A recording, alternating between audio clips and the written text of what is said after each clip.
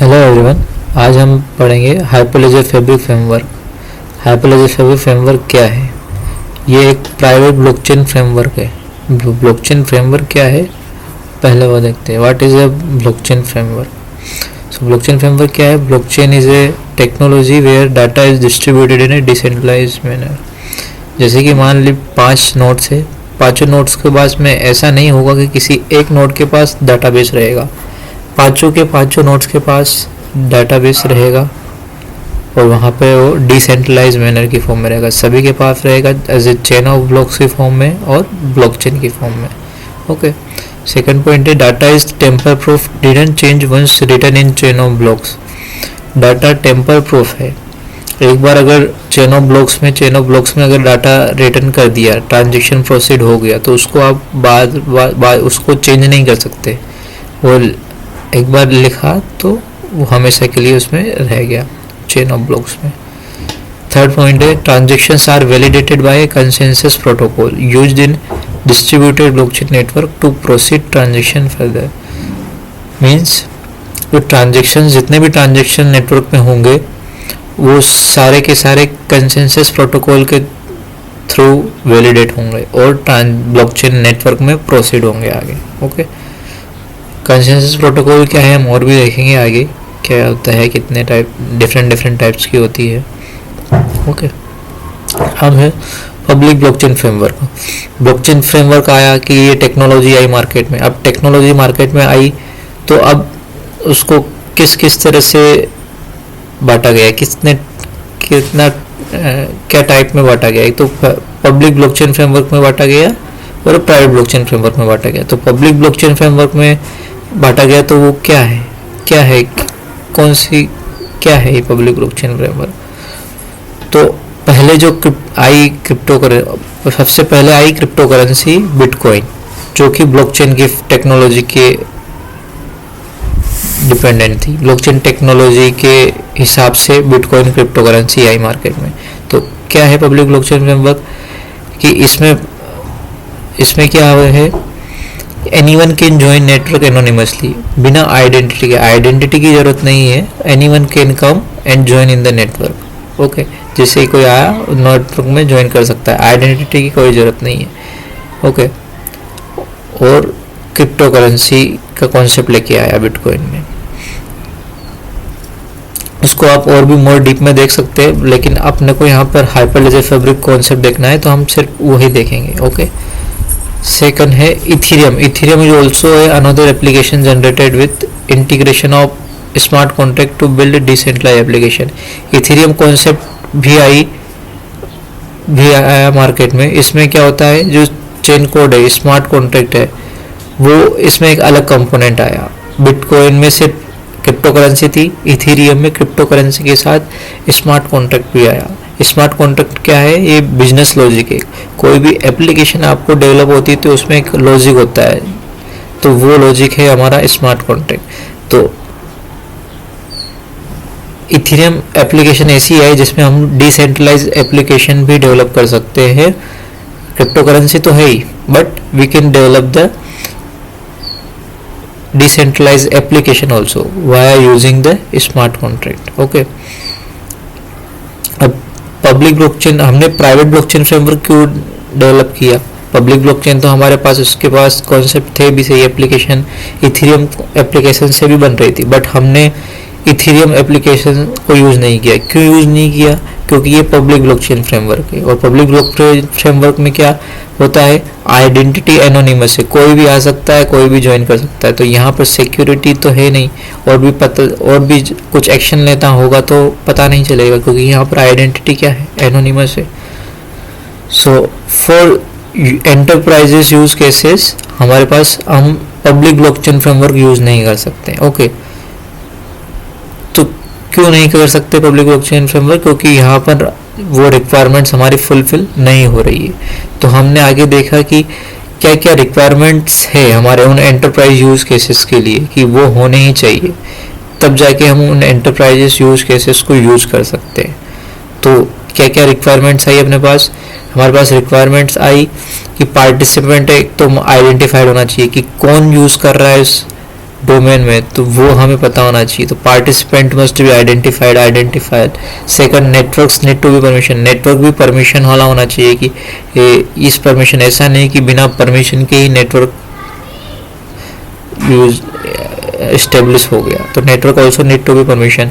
High transaction throughput performance, जो हमारा throughput performance है ट्रांजेक्शन का वो हाई होना चाहिए। लो लेटेंसी ऑफ ट्रांजेक्शन का इन्फॉर्मेशन, लो लेटेंसी होना चाहिए, ट्रांजेक्शन की लेटेंसी कम होनी चाहिए, लो लेटेंसी में काम होना चाहिए। Privacy and confidentiality of transaction and data pertaining to business transaction, जो हमारी बिजनेस ट्रांजेक्शन्स होते हैं नेटवर्क में वो प्राइवेट होना चाहिए और कॉन्फिडेंशियलिटी होना चाहिए कि क्या अब बिजनेस का डाटा हम थोड़ी शेयर कर सकते हैं तो फिर गड़बड़ हो जाएगी। तो प्राइवेसी और confidentiality of transaction is also should be managed. So ये सारी रिक्वायरमेंट्स आई हमारे पास कि ये अगर रिक्वायरमेंट्स हो जाती है तो हमारे जो एंटरप्राइजेस यूज केसेस है उसके लिए हम अपना फ्रेमवर्क यूज कर सकते हैं। तो इसके लिए हमने बनाया हाइपरलेजर फैब्रिक फ्रेमवर्क, इन सारे यूज केसेस को लेकर के बनाया हाइपरलेजर फैब्रिक फ्रेमवर्क। ये है हमारा प्राइवेट ब्लॉकचेन। अब प्राइवेट ब्लॉकचेन फ्रेमवर्क में हमने क्या क्या ऐड किया कंपोनेंट्स ताकि वो हमारे सारे एंटरप्राइज, सारे हमारे यूज केसेस की रिक्वायरमेंट फुलफिल हो जाए। तो हमने इसे एक तो मॉड्यूलर रखा कि कोई भी कंपोनेंट को हम इन आउट कर सकते हैं, जिसको चाहा यूज केस के हिसाब से वैसा ले लिया और निकाल लिया।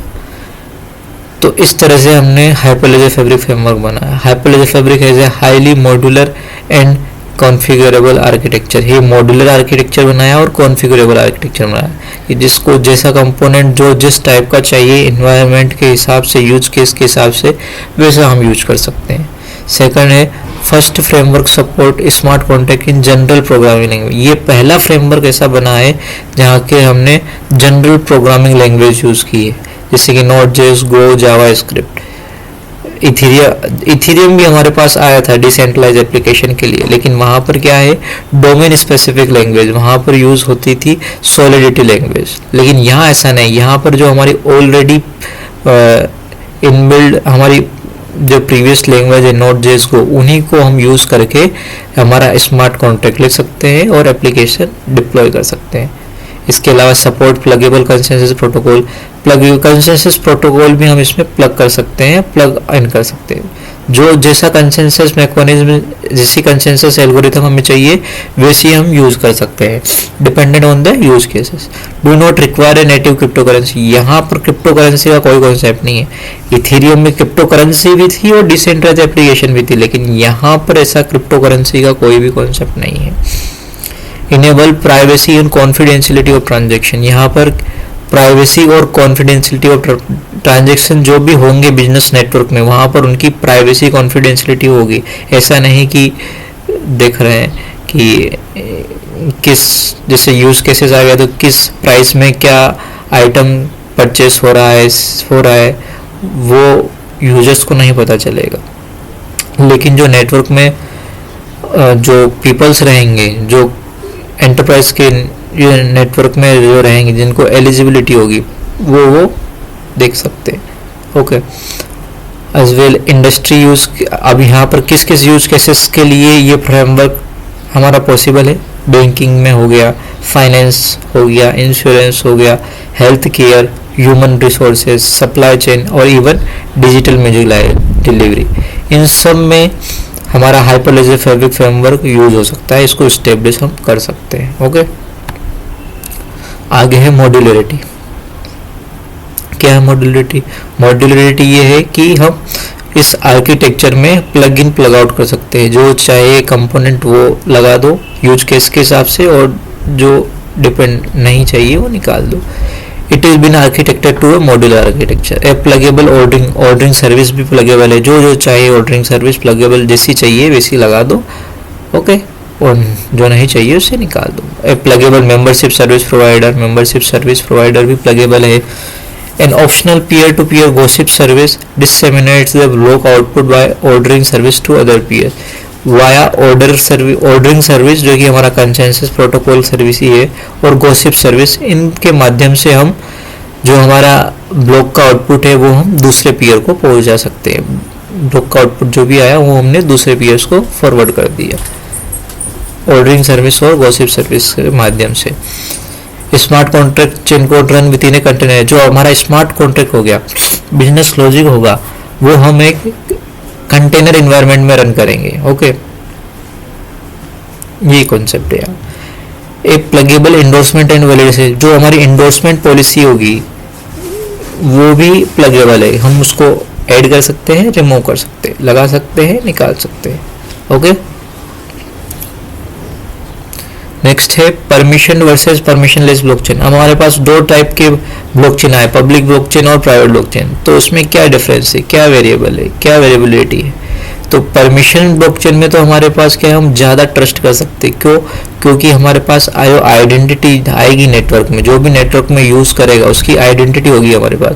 तो कभी कोई एक्शन होता है तो हम झट से बता सकते हैं, एकदम से हम पता कर सकते हैं कि हाँ इन्होंने यूज़ किया है, तो हम वो यूज़ कर सकते हैं। Permission identity. परमिशनलेस में हम पता नहीं कर सकते क्योंकि आइडेंटिटी ही हमें पता नहीं है, तो यहाँ पर लेस ट्रस्ट हो जाता है। तो परमिशन ब्लॉकचेन है more trust with respect to the permissionless blockchain in case of identity. In permission there is less malicious code possibility. और परमिशन में क्या, अगर आइडेंटिटी है तो जो भी पर्सन यूजर है वो मेलिशियस एक्टिव नहीं कर सकता है क्योंकि झट से पता चल जाएगा, we will know as the action will occur. Okay, तो ये भी हमारे पास बेनिफिट है कि लेस मेलिशियस होगा और आइडेंटिटी हमें पता होगी परमिशन में with respect to the permissionless. आगे हम और भी देखेंगे कि इसके कंपोनेंट्स में क्या क्या है। Okay, thank you everyone.